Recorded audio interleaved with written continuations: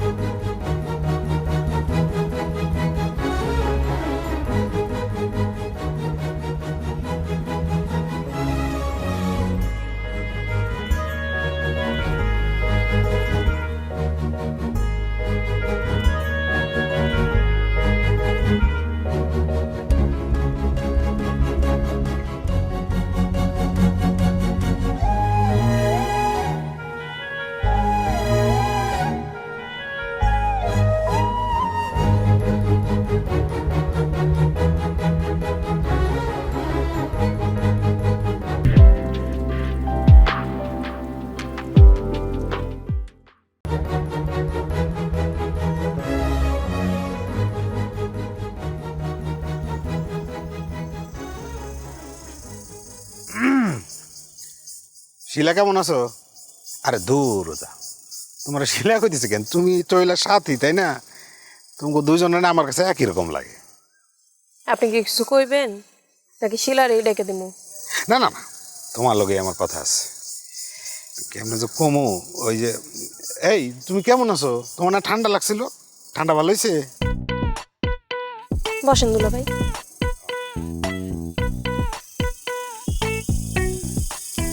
আমার কোনো খালি ঠান্ডা লাগে নাই। হ্যান কন কি কইতেছে? মিন্টুর সাথে কথা হয়েছে কোনো? কি বিষয়ে? তোমাকে বিয়ের ব্যাপারে? না। কিন্তু আমার তো কইলো সাথীর লোক আলাপ হয়েছে। আলাপের তো কিছু নাই, সবই আমার কপাল। কপাল তো খালি তোমার একলার না, এই বাড়ির একটা সম্মান আছে না? সবাই জানে মিন্টুর লোকে তোমার বিয়ে হইবে, আমাকে তো একটা সিদ্ধান্ত নিতে হইব নাকি? নেন, আপনি তো কইলেন কপাল আমার একার না সবার, সময় বেলা সিদ্ধান্ত নেন। আর তাছাড়া আমি তো একা কোনো সিদ্ধান্ত দিতেও পারি না। একা সিদ্ধান্ত নিতে পারবা না, ভালো কথা। তাহলে বিয়ের দিন এরকম কান্নাকাটি করলো কেন? হ্যাঁ, দুলা ভাই, আপনি কি বুঝতে পারতেছেন না যে ওই মুহূর্তে আমার মাথাটা ঠিক ছিল না? এমন একটা খবর ওইরকম একটা মুহূর্তে কানে আসার পরে কোনো মাইয়া মানুষই নিজেটা ঠিক রাখতে পারে না। আর যাও একটু ঠিক ছিলাম, আপা যখন চিল্লাচিল্লি শুরু করছে তখন আর কি ঠিক থাকুম। তোমার বইনে পারেই তো খালি সিলাই করতে, হ্যাঁ? এই তো তোমার গার্জিয়ান, হ্যাঁ তোমার কি একটা বুঝের কথা কইব তা না? বাদ দেন। বাদ দিতে চাই না তো। আচ্ছা তুমি আমার একটা কথা কত সাথী, মিন্টু যদি রাজি থাকে তাহলে তুমি কি মিন্টুরে বিয়ে করবা? আর আমার যে জামাই নাম কাউ আসতে হইলো যে আছে, হ্যাঁ কি হইব? কেন, হ্যাঁ কি তোমার ফোন দিছে? না। আর দিবও না। আমরা তোমারে হের লগে তোমার তালাকের ব্যবস্থা করে দেবো, তারপর মিন্টুর লগে বিয়ার ব্যবস্থা করবো, ঠিক আছে? যেই জামাই বিয়ের 5-6 বছর পরেও বউয়ের একটা খোঁজও নেয় না, সে জামাই কেমনে থাকে? আচ্ছা। খালি আচ্ছা এটুকুই? আর কি করবো? না মানে ওই আমি যদি তালাকের ব্যবস্থাটা করে দিই, তালাক দিবা তো নাকি আবার কান্দাকাটি শুরু করবা? কেন, আমি কানতেও পারুম না? না মানে কানতে পারবা না কেন? কানতে পারবা, কিন্তু তোমার কান্দাকাটি করতে দেখলে মানুষ মনে করবো যে আমরা তোমার জোর করে মিন্টুর লোকে বিয়ে দিতেছি। কান্দাটা ঠিক হইব না। হ, আপনি ঠিকই কইছেন। যে জামাই বিয়ের পরে 5-6 বছর কোনো খোঁজ খবর রাখে না, হ্যাঁ তালাক দিতে গেলে কে লেখা কান্দুম? হ্যাঁ তালাক দিতে গেলে আমি কান্দুম না। এটা কিন্তু তুমি ঠিক বলছো। আমিও তো এটাই কই, যে মানুষটা তোমার বিয়ে কইরা চড়াই পথে ইউরোপ যায় থেকে সাগরে ডুবে মরলো, 5-6 বছর ধরে কোনো যোগাযোগও নাই, তার জন্য কিন্তু কান্নাকাটি করা তোমার একদমই মানায় না। ঠিক আছে, কান্দুম না, হাসুম। তাইলে নৌ কান্দাকাটি, হ্যাঁ? আবার এই তালাক কিন্তু খালি তালাক না, এই তালাক মানে হইলো মিন্টুর সাথে তোমার বিয়ের ব্যবস্থা করা। মনে থাকবো? কান্নাকাটি করো না। গেলাম তাহলে, হ্যাঁ?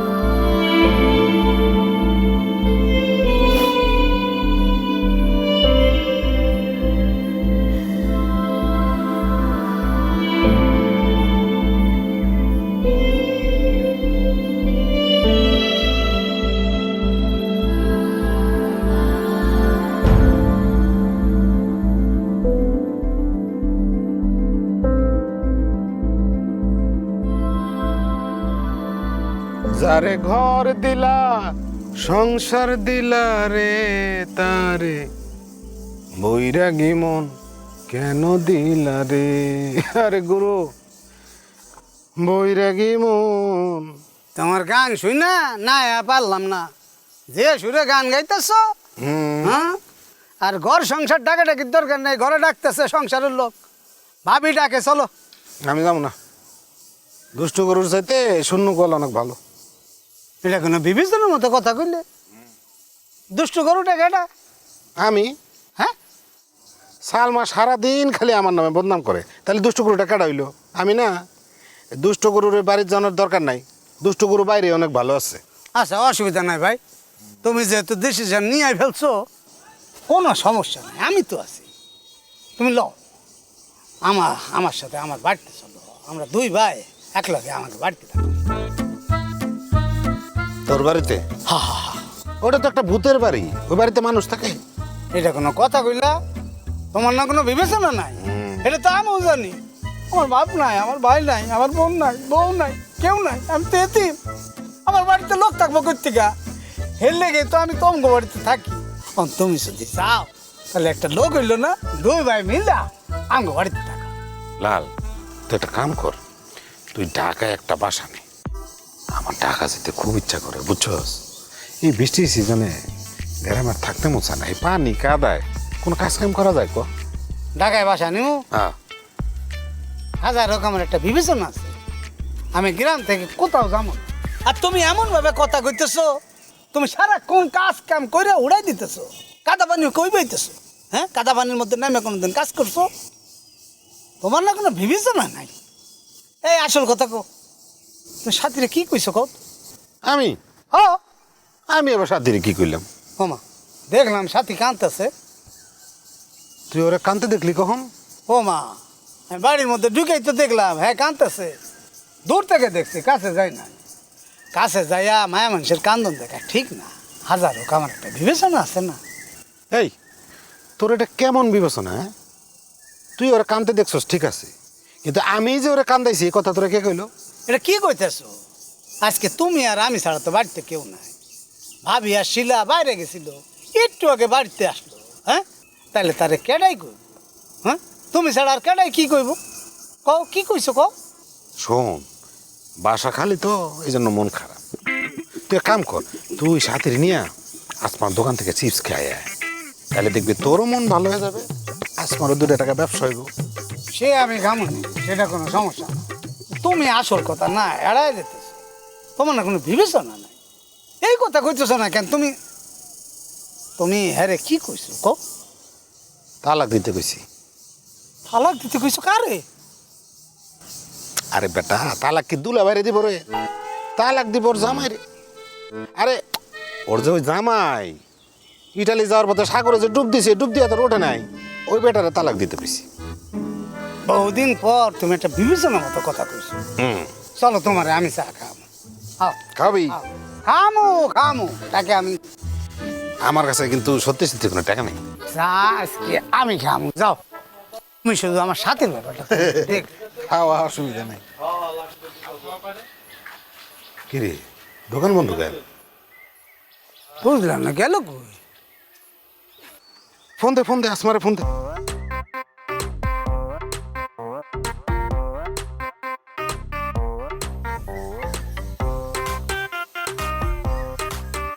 আসমা, বই কই গেছো? না এমনি আইছি, আমরা একটু তো দোকানের সামনে খাড়া আছি। চা বানাইতে গেছোস? আচ্ছা আয় আয় আয়, চা বানাই আয়। চা বানাইতে গেছে। বুঝছি তো লাল, হুম, দোকানের সামনে যে সব বাজে পোলা মানে হাড্ডা খানা, এগুলো আমার পছন্দ না, একদম পছন্দ না। দেখলেই মেজাজটা খারাপ হয়ে যায়। সেদিন আসমা জামাই কিন্তু আয়া হে বিরাগারাগি করছে। এসব পছন্দের কথা আমার কইন না। হ্যাঁ, আমি তো কইছিলাম আমরা একটু সাপোর্ট দে, তা না তুই গিয়ে মিন্টু কান বাড়ি করছিস, খরচ নাই। হয়েছে যে সব কিছুর মধ্যে তুমি কথা টেনো না। এই, তোমরা যাও তো ভাই, যাও তোমরা যাও, এই দোকান বন্ধ আজকে, আসমা খুলবো না, যাও।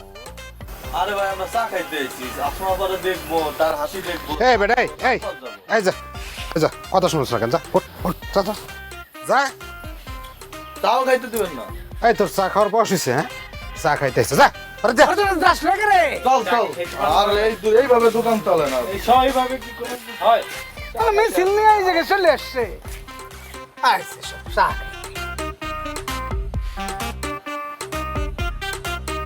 আই। হুম, হ্যাঁ না, চা খাইতে চাইলো। হ্যাঁ তো কাস্টমার, তুমি তাড়াই লাগেন। তুই আগে কাস্টমার তাড়াইলি, তোর দেখা থেকে আমিও তাড়াই দিছি। আমি মেজাজটা খারাপ হয়ে যায়, বুঝছো ভাই? একে দেখলে না মেজাজটা খারাপ হয়ে যায়। আমাকে আসমা এত একটু বোঝে কম, বলদ আছে। হ্যাঁ, সে তো সব কিছু বুঝে না, এসব পোলাবানের ভাও কিচ্ছু বুঝে না। কিনলে কাজে এরা আসে এটা তো আমি জানি। হ্যাঁ, সব বদমাইশ পোলাবান, একটাও ভালো না। এই লাল, সবই তো ঠিক আছে রে, কিন্তু আসমা যদি আইসা দেখে যে আমরা ওর কাস্টমার খেদাই দিছি, তখন কি করবো? হাজার হোক, আমার তো একটা বিবেচনা আছে। এই জায়গা থাকুন যাবো না, আমি যাই খা। তো আমি থাকুম নাকি? এ লাল,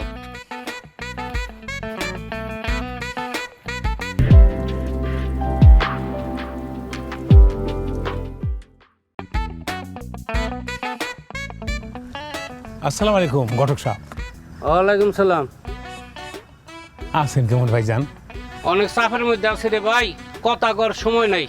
ভাই বলছিলাম কি যে মেম্বার সাহেব কইছিল যে আপনার কাছে নাকি ভালো পাত্রী আছে। তো পাত্রে থাকবো না কে লেগা, আমার ব্যবসায়ী তো এটা। আচ্ছা আমার কিছু পাত্রী দিতে পারেন? কিছু পাত্রী মানে ধরেন 5-6 জন। 5-6 জন? দুর্মিয়া, 5-6 জন তো আপনি কি করবেন? কয়টারে বিয়ে করবার চান? বিয়া করবো না তো, হয়েছে কি আমার কাছে কিছু ফিমেল ভিসা আছে। আপনার এই পাত্রীরা যদি কেউ বিদেশ যাইতে আগ্রহী হয় আপনি আমার কাছে নিয়ে আসলেন, জনপ্রতি আমি আপনার কিছু টাকা দিয়ে দিব না। বিদেশ যাওয়ার আমি একটা লাইন পাইছিলাম, কিন্তু পরে শুনলাম হেরা ভাট পার বিদেশে মায়েগো নিয়ে পাচার করে দেয়। আরে না না, বিদেশে কেউ কখনো পাচার হয় না, যারা যায় নিজের ইচ্ছা থেকেই যায়। আমি তো যে এগো নাকি আবার অত্যাচারও করে। এই যে কইলেন আর একটা ভুল কথা, অত্যাচার না, হয়েছে কি বিদেশের কাম মানেই তো কষ্ট আর কষ্ট, ওই কষ্টটারে তারা অত্যাচার বানাইছে। তাইলে আপনার বিশ্বাস জেনুইন? জেনুইন মানে 100-100। তাইলে কাম করেন, আমারে নিয়ে যান বিদেশে। দূর মিয়া, আপনাদের নিয়ে কি করবো? মায়েগো নিয়ে আপনি কি করবেন? মায়েরা যা যা পারে আমিও তা পারি। আরে ভাইরে, আপনার দিয়া হইব না। ওইব না কি লেগা? অবশ্যই হইব। মায়া গো যা যা আছে আমারও তাতা আছে, আমার তো জ্ঞান বুদ্ধি সবই আছে। আছে, তবে আপনার একটু বেশি আছে। বেশি? কি বেশি? এই যে আপনার মোচটা, আপনার এই ফিমেল ভিসা দিব না। ও মোছে সমস্যা? কোনো সমস্যা নেই, এটা আগে কইবেন না। এলাম এটা কি? মোস জেনুইন, প্লাস্টিকের না। এইবার তো আমার বিদেশ নিতে পারবেন। আরে দূর ভাই, ফাইজলামি করেন না তো। আপনি আমার পাত্রী দিয়েন। হয়েছে কি, আপনি তো ওই মাইয়া মানুষের বাসায় বাসায় যান, আপনি আমারে 2-3 জন পাত্রী দিলেন, আমি আপনার কইলাম না কিছু টাকা পয়সা দিব না। যদি আপনি বিয়া করেন তাইলে পাত্রী দিতে পারি, আর না হয় এমনি আমি পাত্রী দিব না। পাত্রী এইভাবে দিতে গেলে দরা খাওয়া লাগে, আর এই দরা খাওয়ায় আমার 20 বছরের অভিজ্ঞতা আছে, জানেন আপনি। দেন মুষ্টা দেন।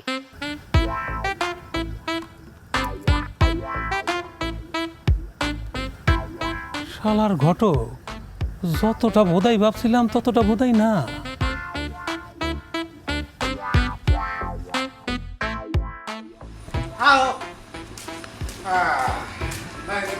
একদম সারাক্ষণ তোমার থেকে লাভ আছে, এখানে ফিরতে হইবো, এটাই গো। এইটাই ঘর, ঠিকই কইছিস। কি ব্যাপার, আপনারা দুই ভাই কই গেছিলেন? গেছিলাম আমার বাড়িটারে নিয়ে বাইরে ঘুরে আনলাম। হ্যাঁ নাকি এই সংসার ধর্ম ঘরে এক ফোটাও ভাল লাগে না, সবসময় বাইরে বাইরে থাকতে মন চায়। একটু বাইরে ঘুরে এলাম, একটু মনটা শান্ত হয়েছে। হাজারো আমার ভেবেছ না।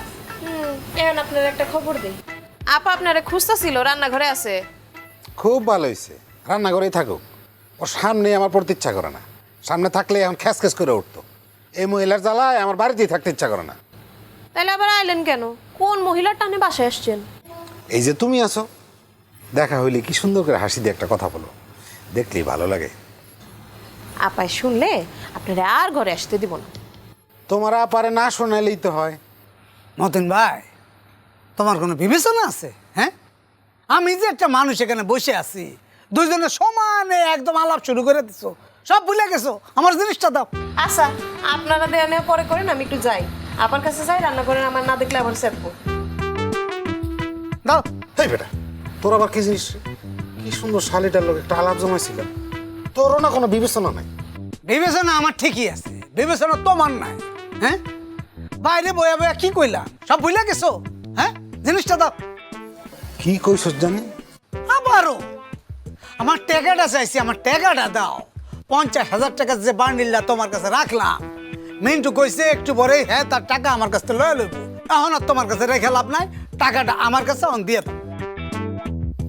দেখছস, ভুলেই গেছি। হ্যাঁ, ভুলবাই তো। হ্যাঁ, সাথীর লগের সারাক্ষণ হা হা হু হু হু করলে সবই ভুলে যায়, বিশেষ করে টাকার কথা। তুমি তো ভুলবাই। দাও, টাকা দাও। আর হচ্ছে বয়ানে এমনি আইতেছে। টাকার কথা কইলেই ভুলে গেছি। তুমি যে কি জিনিস আমি জানি। এ লাল, কি হইছে? টাকা তো নাই রে। আরে কি কও আমি বুঝি না, বাইরে আও। কি হয়েছে? টাকা তো পাইতেছি না। কি কইলে? আরে টাকাটা পাইতেছি না। টাকা পাইতেছ না মানে? এটা কি কি শুনাইতেছ? ভাবির কাছে চলো। ও জানে নাকি? টাকা তো রাখছি আমি, ড্রয়ারের চাবিও তো আমার কাছে। তার মানে কইতেছো কি, মানে ড্রয়ারে টাকা নাই? নাই তো, কইলাম তো, খালি ওই টাকার খামটা আছে, বুঝছস, টাকা নাই। মতিন ভাই, এটা কিন্তু খুব খারাপ হইতেছে, ভালো হইতেছে না। মিন্টু টাকাটা আমার হাতে বিশ্বাস করে দিয়া কইলো তোমার কাছে টাকাটা রাখো ভাই। আমি বিশ্বাস করে টাকাটা তোমার কাছে দিলাম যাতে টাকাটা ভালোভাবে যত্নে তুমি রাখো। হ্যাঁ, আর তুমি অহন করছো টাকা নাই, একদম কিন্তু যাতা হয়ে যাবে। টাকা কই? বাইরে বাইরে, বিশ্বাস কর ভাই, টাকাটা আসলেই নাই। আচ্ছা ভাবির কাছে চলো, ভাবি মনে হয় সরে রাখছে, আসো। আরে সালমা রাখে নাই তো। আরে আচ্ছা, সে রাখে নাই, সে জানবো, সে সে সমস্ত সংসারের খবর জানে, আসো।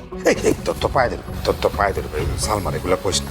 ও আমার আগে নিষেধ করছিল তোকে টাকা পয়সা দেন আমি না ধরি, বুঝছস। এখন যদি শোনে যে এই তোকে টাকা আমি ধরছি, মানে আমার আমার একদম মেরে ফেলাইব। তুই সালমার কিছু কইস না ভাই। তার মানে ভাবি তোমারে টাকা ধরতে না করছিল? ভাই ও কইছিল যে তোকে ওই টাকা পয়সা, যে ভাই ব্রাদার টাকা পয়সা দেন আমি না ধরি, কঠিনভাবে মানা করছিল। ওহন আমার মনে হইতেছে ভাবির কোনো বিবেচনা নাই। হ্যাঁ, হ্যাঁ, বিবেচনা যদি থাকতো তাহলে আমার একটু মানা করতো।